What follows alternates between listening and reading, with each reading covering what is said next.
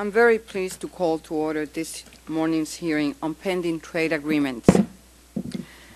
This hearing will provide an opportunity to evaluate the impact of the Peru, Colombia, Panama, and South Korea trade commitments on the small business sector.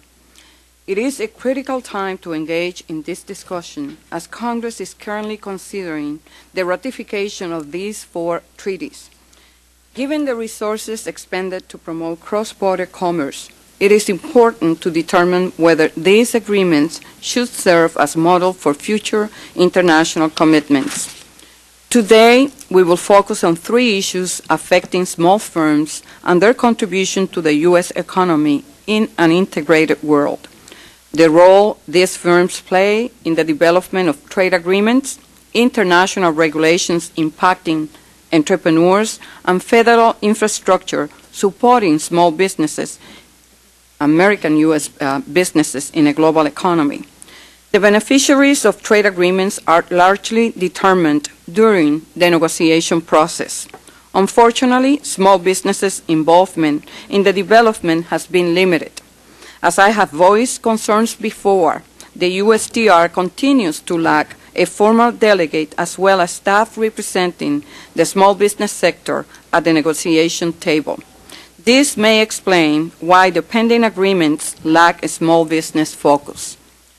Given the opposition among some in the entrepreneurial community, particularly to provisions in the Korean agreement, their needs should have been more fully incorporated at the initial stage of the process. If small businesses had a seat at the table, I believe the current agreements would have been stronger. The agreements also impact smaller firms through their modifications to non-tariff barriers. I wholly support the inclusion of trade facilitation, particularly their harmonization of customs requirements. This allows small businesses to more affordably access the newly opened markets. The elimination of technical barriers, particularly those impacting the livestock industry, is critical for U.S. producers to expand their customer base. However, other regulatory barriers continue to hinder growth, including the maintenance of physical presence requirements, which benefit only those firms able to relocate abroad. Further, the procurement process lacks protection for small firms. For the agreements to help small businesses, regulations must not unfairly benefit their corporate competitors.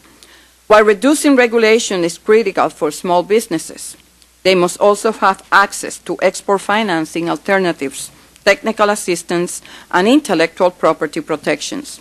Lending programs are crucial for firms exporting to Latin America due to transactions fluctuations. Similarly, since the Korean government significantly supports its businesses, we must take steps to ensure our firms remain competitive in domestic and global markets.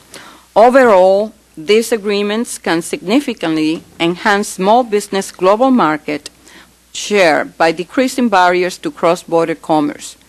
With increased small businesses' involvement in the negotiation process, I believe many of the lingering concerns will have been addressed. We can have trade agreements that open new markets and also benefit our nation's small businesses. It is my hope that future agreements will accomplish this and incorporate the interests of these smaller firms more broadly. I look forward to today's hearing and would like to thank all of the witnesses for their testimony.